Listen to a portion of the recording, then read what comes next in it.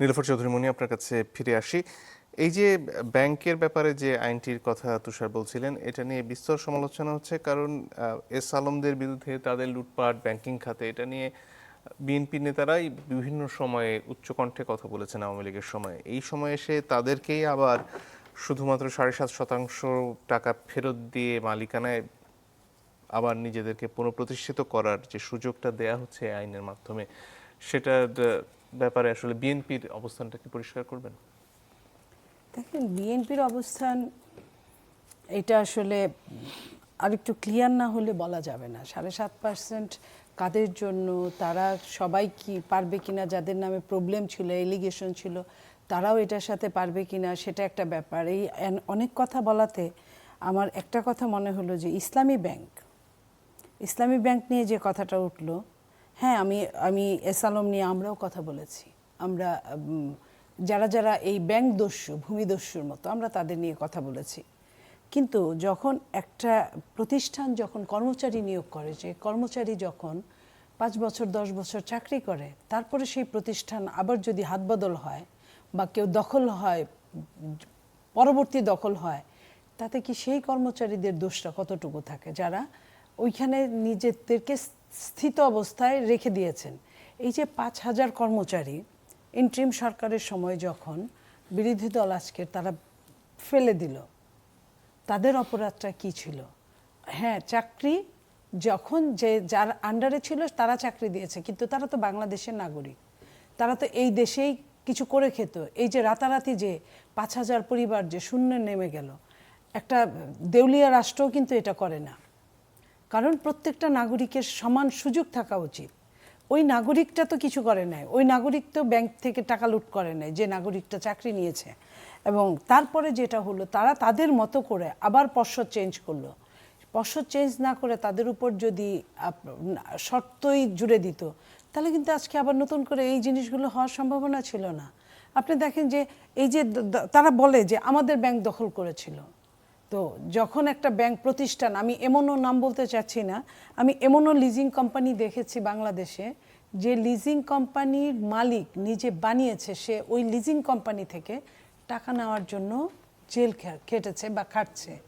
তো এই যে এই জায়গাগুলো, তো যেটাই বানাক না কেন, পরবর্তীতে তার যদি তার হিসাব নিকাশ যদি স্বচ্ছ না হয়, তাকে শাস্তির আওতায় আনা হোক। এটাই বাংলাদেশে যে কোনো রাষ্ট্রে এটা আমরা চাই, যে স্বাধীন সার্বভৌম রাষ্ট্রে যদি এইটাই যে 7.5% সবার জন্য হয়, তাহলে আমি মনে করি যে এটা হয়তো বা সরকার আবারও চিন্তা করা উচিত।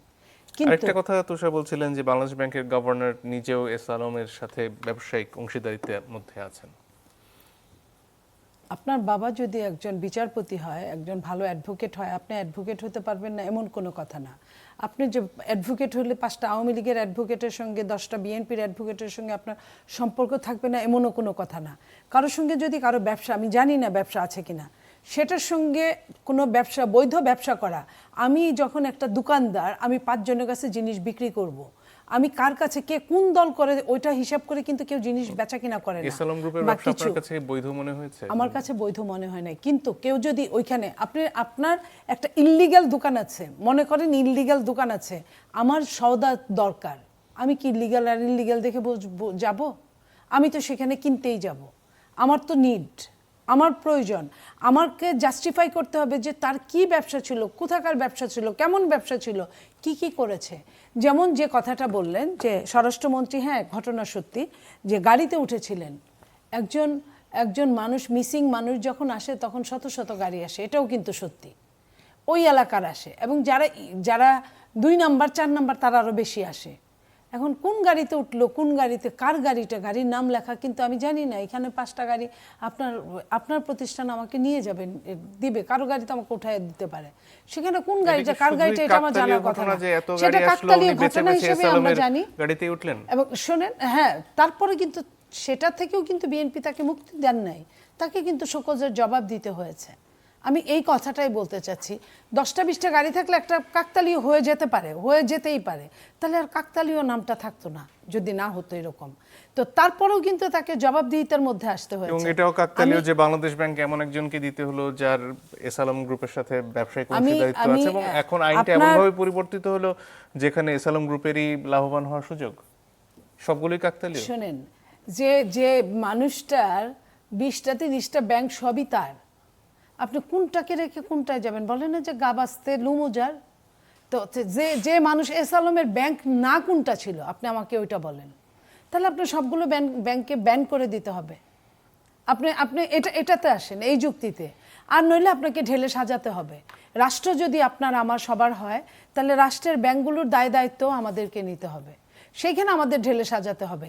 এখন আপনার পুলিশ, যে পুলিশটা বিগত সরকারের সময় ছিল, ফ্যাসিস্টের সময় ছিল, এখনো আছে, যে অফিসারটা আমলাটা ফ্যাসিস্টের সময় ছিল, এখনো আছে, যে ব্যাংকারটা ফ্যাসিস্টের সময় ছিল, এখনো আছে, যে মালিকানাগুলা আপনার একটা ব্যাংকের একজনই মালিক হয় না, একজন হয়তো অনেক বেশি পয়সা দেয়, কিন্তু তার প্রয়োজনেই বা রাষ্ট্রের প্রয়োজনেই কিন্তু মালিকানা অনেক হয়।